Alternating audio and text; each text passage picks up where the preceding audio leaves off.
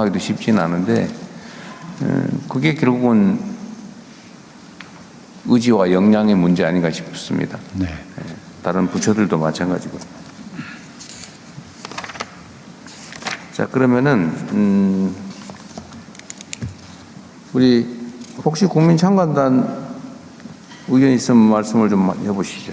우리 총리님도 혹시 뭐 의견 있으면 말씀하시도록 하시고요. 네, 국민참관단 네, 네, 손드신 분 말씀 주십시오. 마이크를 좀 갖다 주시면 좋겠습니다. 네, 가급적이면 요약해서 서론은 길게 안 해도 됩니다. 예, 안녕하십니까. 건강일자리 연구소의 대표 하태욱입니다. 이재명 대통령께서 좀 더 용기를 내셔서 국정 운영 잘 해주셨으면 좋겠습니다. 지금 문재인 정부 대비 공공기관 정규직 채용이 작년에 2025년 기준 정규직만 27,000명이 채용됐고 청년 정규직만 해도 24,000명이 채용됐습니다. 문재인 정부를 뛰어넘는 실적을 기뒀는데 이런 게 잘 성과 홍보가 잘 안 되는 것 같고 이런 게 널리 확산됐으면 좋겠습니다. 그리고 대통령께서 3월에 남성 육아휴직 등을 이제 강조를 좀 해주셨는데 공공기관에서는 이렇게 육아휴직이 증가되면 증가될수록 정규직 채용이 늘어나는 정규직 채용 대체제를 운영하고 있습니다. 이런 걸 좀 더 적극적으로 활용하게 된다면 공공기관에서 좀 더 많은 인력 채용이 될 수 있을 것으로 보입니다.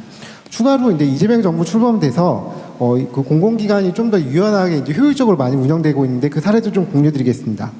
한전 원자력 연료 같은 경우에 제조업 현장임에도 불구하고 초인건비 통제에 막혀서 수출 물량을 감소시키려고 작년에 고민했었습니다. 하지만 초인건비에서 이제 제조업 예외 조항을 적극적으로 활용해서 노사가 좀 노력한 결과 초인건비 추가 인정도 받고 그에 통해서 대외적으로 원자력 연료 수출도 크게 늘렸던 좋은 성과가 있습니다. 이런 성과가 계속해서 확산됐으면 좋겠습니다. 그리고 지금 재경부에서도 말씀해 주셨지만 저임금 무기계약직 내에서 추가로 또 처우 개선해 준 것도 상당히 의미 있게 보고 그 다음에 좀 천천히 말씀하셔도 돼요. 예, 죄송합니다. 예. 그리고 문재인 정부 때 이제 공공기관 안전관리를 시작했는데 법 조항이 없었습니다. 이거를 적극적으로 이제 해석해줘서 공공기관 안전경영으로 지금 확대하는 걸로 지금 법을 집중하고 계시고 특히나 이게 다르게 짧게 좀 부탁드리겠습니다. 좀 다른 발언자들도 기다리고 있습니다. 네네. 이렇게 이제 적극적으로 예전에 규제가 아니라 안전경영이라는 적극적인 투자의 개념을 많이 갖는 거에 큰 의의가 있다고 보입니다.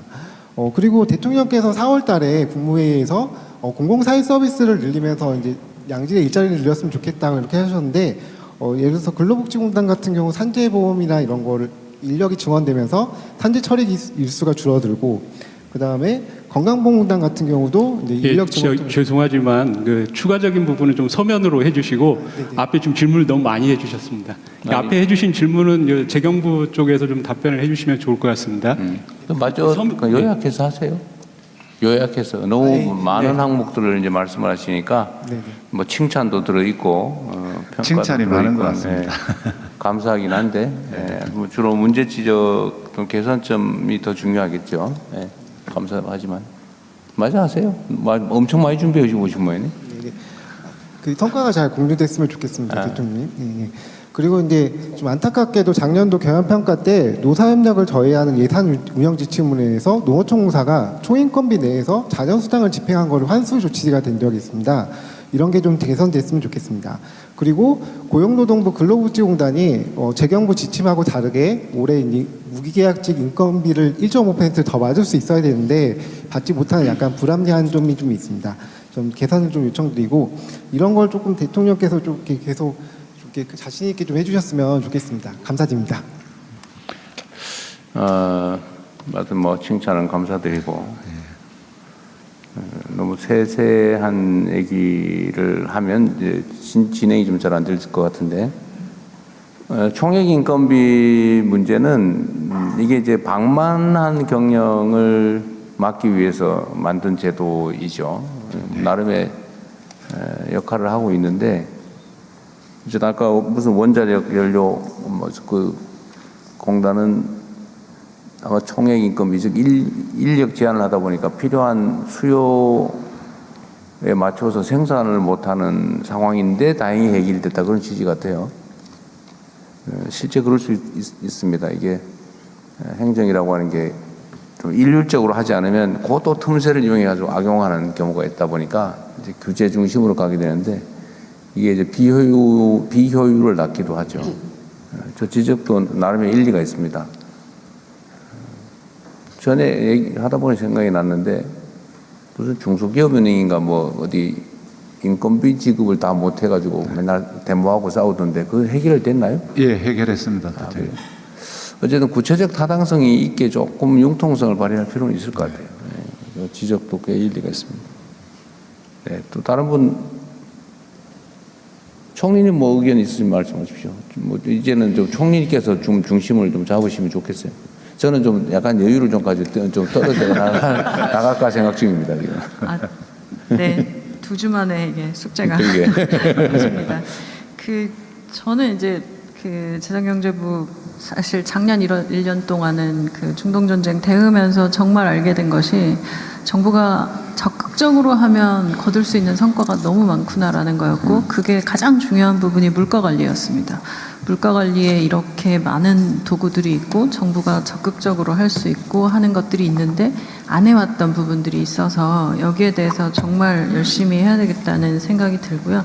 농축산물 할인 행사도 하면서 적극적으로 하고 보유하고 있던 것들을 내놓는다거나 이런 것들을 이제 적정 시점에 하면 굉장히 의미가 있는데 그것과 함께 저는 대통령께서 계속 강조하시는 좀 구조를 바꾸는 일에 더 집중해야 되지 않을까 싶은 생각이 듭니다. 긴급 대응이 굉장히 많다 보니 이 긴급 대응하느라고 너무 많은 시간을 쏠 수밖에 없지만 그럼에도 불구하고 저희가 구조를 어떻게 바꿀 것이냐라는 부분에 좀 집중해서 좀 중장기적으로는 유통구조나 이런 부분 어떻게 바꿀지를 좀 더 집중해 주시면 좋겠다는 생각입니다. 뭐 이 말씀과 관련이 있는데 이제 우리 사회에는 너무 비정상이 많아요. 마치 비정상이 정상인 것처럼 이렇게 일상화되어 있는 측면이 있습니다. 예를 들면 최근에 공정위가 뭐 정말 열일하고 있긴 하지만 아주 담합이나 아니면 뭐 물가 가지고 좀 뭔가 농단을 하는 게 아주 일상이 돼 있죠. 예를 들면 국제 원유가가 좀 오른다 싶으면 미리 정제 석유 제품 가격을 미리 다 올리고 또 내릴 때는 또 잘 안 내리고 우리 국민들이 갖는 일상적인 불만인데 이게 의뢰 그는 것처럼 방치되고 있는 거죠. 사실 그렇게 하면 안 되죠.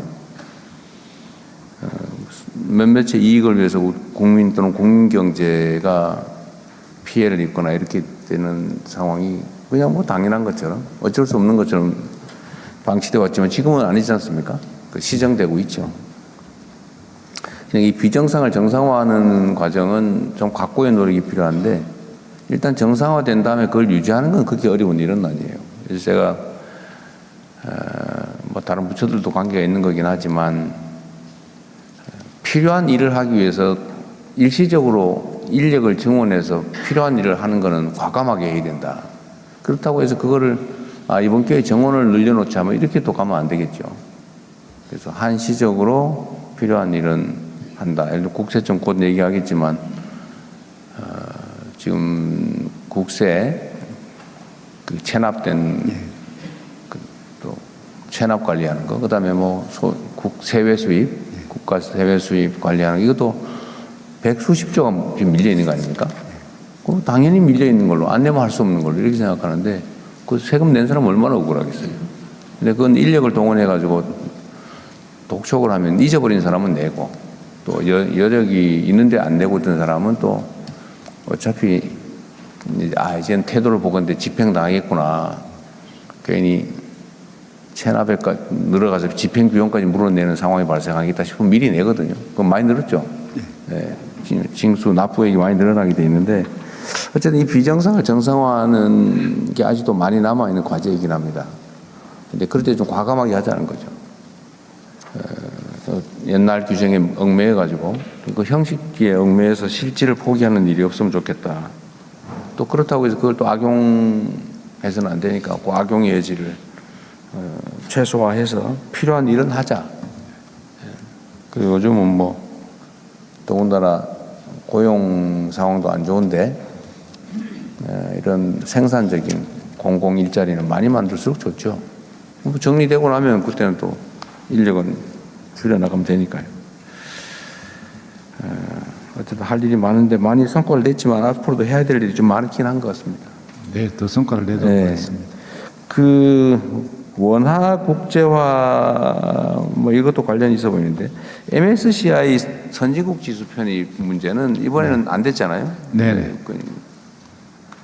근데 우리 국내 주식 시장이 꽤 불안정한데 이 사실은 너무 단기간에 정말 역사적으로 있을 수 없는 대폭등을 하다 보니까 이제 또 그게 안정화되려면 시간과 변동이 필요하지 않습니까? 네네.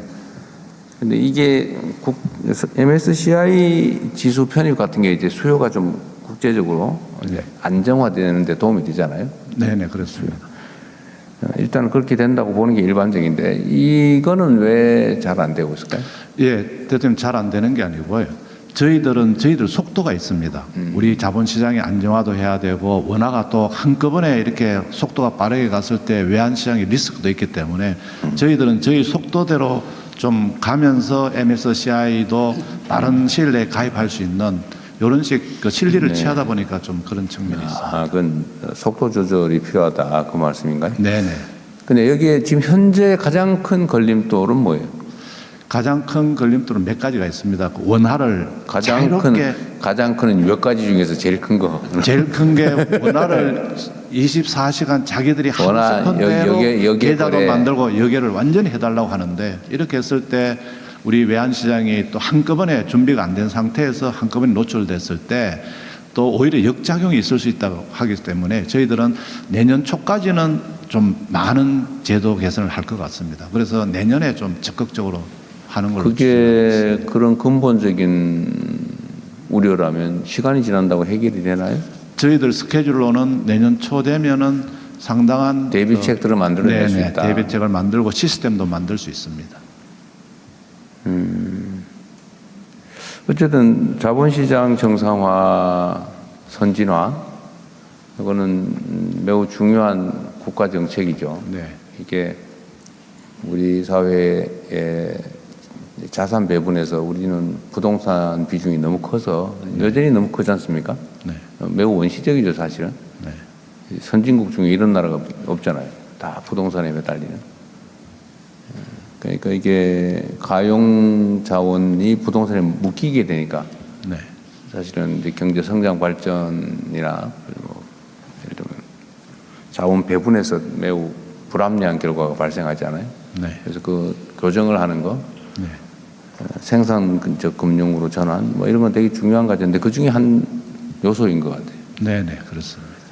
그 외에 지금 그 자본시장, 특히 주식시장 정상화를 위한 각종 조치들을 준비하고 있는 걸로 아는데 그거는 좀 어떻게 돼가고 있어요? 정책실장이 원래 그 발표를 언제 보고한다고 하셨는데. 예, 금융위가 좀 네, 한번 금융위 소관으로. 예, 예. 네. 그럼 미리 말씀을 좀 해주시죠. 그때 가서 또 네네. 요약해서 그 부분만. 그러니까.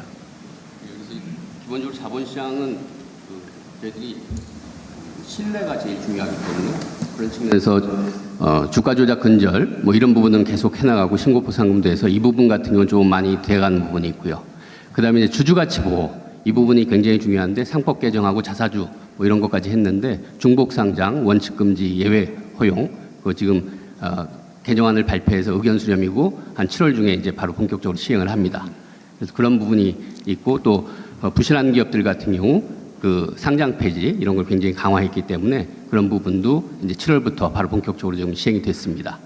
그다음에 이제 코스닥 시장 같은 경우는 이제 신뢰와 혁신 이 부분을 어떻게 같이 두 마리 토끼를 잡을 거냐 이 부분에 있어서는 진입 같은 경우는 저희들이 기술형 맞춤형 특례 상장을 확대해서 보다 혁신적인 기업들이 원활하게 들어오게 하고 그다음에 퇴출은 또 부실기업을 신속하게 퇴출하고 어쨌든 그 종합적인 대책을 지금 준비하고 있다고 제가 보고받았는데 좀 세부적인 내용은 따로 보고를 좀 해주시고요. 뭐 그건 어차피 또 국민들께 공개될 거니까 입법